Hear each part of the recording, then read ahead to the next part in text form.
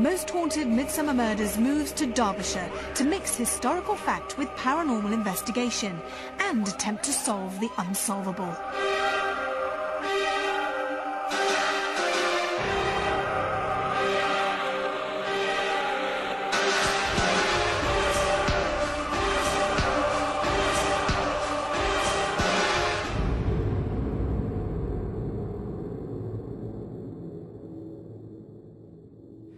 I'm Yvette Fielding and this is Most Haunted Midsummer Murders, a brand new series where we try to uncover the mysteries surrounding some of Britain's most gruesome murders. This week, it's Stoney, Middleton. So with Midsummer Murders, the Most Haunted investigation team find themselves with a specific task to attempt to uncover the truth behind some ancient murder mysteries that time has shrouded in obscurity. We will obviously need guidance during our investigations, and who better to call on to direct us through the various locations we will visit than our historian Leslie Smith. I asked what could possibly have happened in this quiet village that would merit our investigation. There has been a rumour, or a local legend if you like, of a murdered peddler, supposed to be murdered in the Moon Inn, and the first place I'm going to send you to is a churchyard. Because in that churchyard is where the body is supposed to be disposed. And if we can't find the peddler's grave, that still answers some of your questions? It does, because it answers that one for a start off. You might have to look just beyond the wall and around, but it's the first part of this terribly exciting trail. We're going to put this jigsaw puzzle together. Then I want you to go a little further down into the town itself and see if you can find the place of the murder. The reason I'm saying that is this is going to push David to the absolute limit, because the best I can manage is it's not very obvious. It's going to challenge the whole team. I want you to go from there to Lover's Leap. Lover's Leap, you'll be able to find your way to it because the locals will tell you where it is. It sounds very obvious about what went on there, and to some degree. But after that, I want you to go to the Moon Inn. Now, the reason that's exciting is it isn't very obvious about the Moon Inn. There's a bit of a mystery about it. Right then, sounds like we've got a lot of work to do. You have. It's going to be very tough, but you're going to find it challenging but good. With those encouraging words, I left to rally the team, leaving Leslie Smith to take up the story of the day's events. Stoney Middleton is set on the northeastern fringes of the White Peak. It was the lure of lead that brought the earliest settlers, including the Romans some 2,000 years ago, who established a thriving outpost complete with baths fed by a thermal spring. The community prospered through the centuries and at one time boasted 12 pubs, an amazing number for such a small place. The village sits at the foot of Middleton Dale, with its houses rising steeply on either side, indistinguishable from the towering limestone cliffs that loom above. Shrouded by trees and dense vegetation, it is a private and peaceful place. However, it apparently has secrets to hide. Following my briefing, Yvette joined with the stalwarts medium David Wells and parapsychologist Dr. Kieran O'Keefe, who would be noting David's thoughts and findings throughout this investigation, which Yvette would then relay back to me.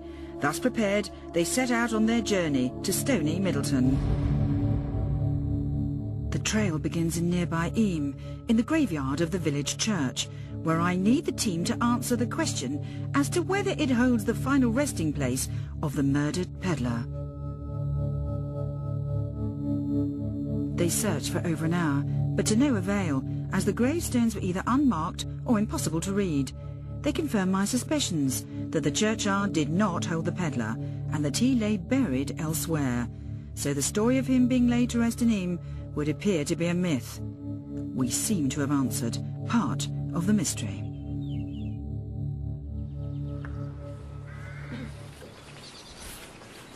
It's a kissing game. Is it? You can hope. What do you think we should do? We haven't had much luck in there at all, have we? So... No, not really. What do you think, Kieran?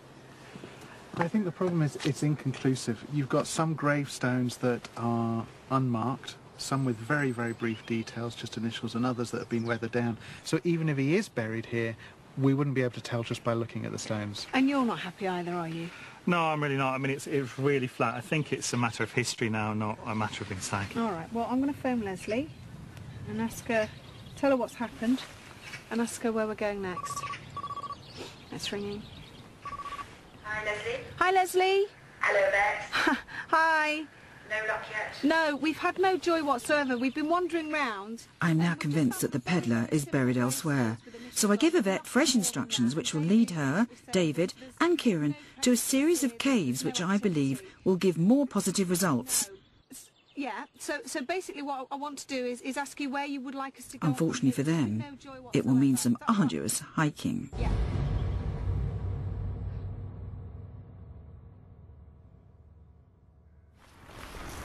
We've got a long walk ahead of us now.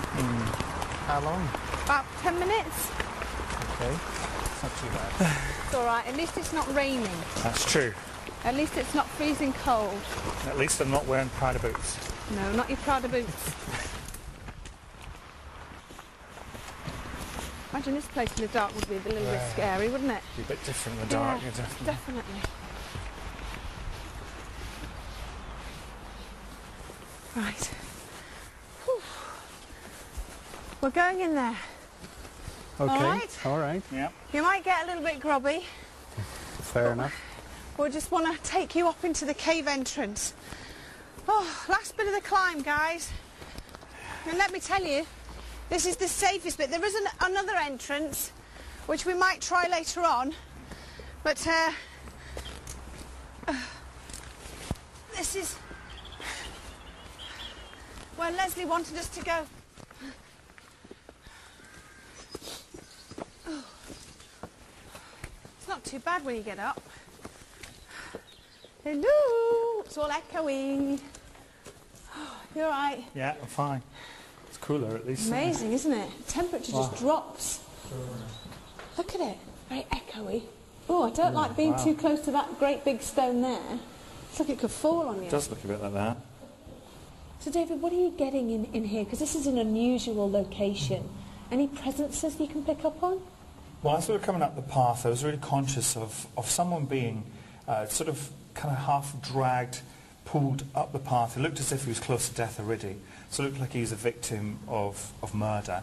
And certainly at that point, he was very close to death as he's coming up the path. So I think they were assuming he was going to die, or perhaps by the time he got here, he was dead. But they have a sense of them hiding the body. But for me, it seems to be going, it's dropped down. Whereas we've climbed up and along, that doesn't feel right. It feels like, it's almost like that dismissive, in a way. Him down. Yeah. And this group of people, who are they? Can you see them? It's just like a real ragtag, poorly dressed. They seem perhaps to be, they're very transient, all male, there's no women amongst them. And there's a sense of perhaps a gambling issue here, so maybe there's money certainly involved, whether it's money owed through gambling or through another means. It certainly feels as if there's money owed or stolen from. And this victim, what age would you put him at? Can you see that, or do you want to get closer to... I think, yeah, I need to get closer to where he was, but he looks, he's not, certainly by no means an old man, not very young. I would say he's late 20s, early 30s. Okay, so definitely the victim of murder. Absolutely. His body was placed not in this part, but maybe further down. Yeah, dumped, just unceremoniously dumped, and perhaps even some stones put on top of it. Okay, well, I know exactly where that could be, okay. So we'll go and have a look. Okay. I'm pleased that David is positive that a body has been dumped in these caves at some time in the past. Would it transpire to be that of the peddler? Yvette and the team descend from the caves and move to where I believe they will find further psychic confirmation of this continuing mystery, and perhaps provide answers as to why and how the peddler met his untimely end. His final moments of death would have been in the cave. Definitely.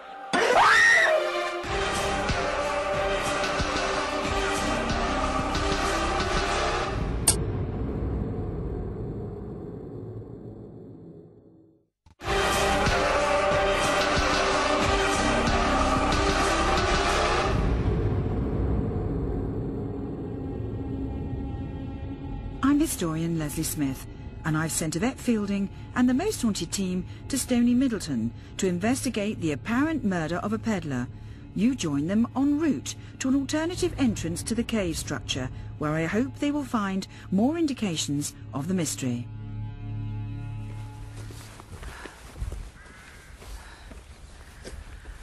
OK, David. Now I know for a fact that this actually connects this cave here to the one that we were at before. So could this possibly be anything to do with what you're picking up? I think this feels more like it. I have a sense of, I have more of a sense of the final end being here, and